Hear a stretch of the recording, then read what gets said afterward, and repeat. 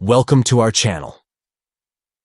Today, we're diving into a common issue many Discord users face: login problems.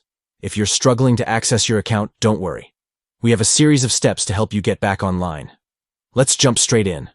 First, check your internet connection. Make sure it's stable. Try switching between Wi-Fi and mobile data to see if that does the trick. Next, restart your device. Sometimes, a simple reboot can work wonders. Now, let's ensure you're on the latest version of the Discord app. Head over to the Google Play Store and update if needed. If you're still having trouble, clear the app's cache and data.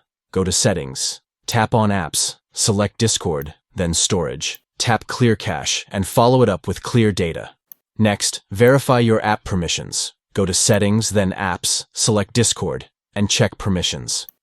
If you're using a VPN, try enabling or disabling it to see if that affects your login. Another quick fix is to force stop Discord. Navigate to Settings, then Apps, select Discord. Tap on Force Stop, and reopen the app. If all else fails, you may need to reinstall Discord. Uninstall the app, and then get it again from the Google Play Store. With these steps, you should be back on Discord in no time.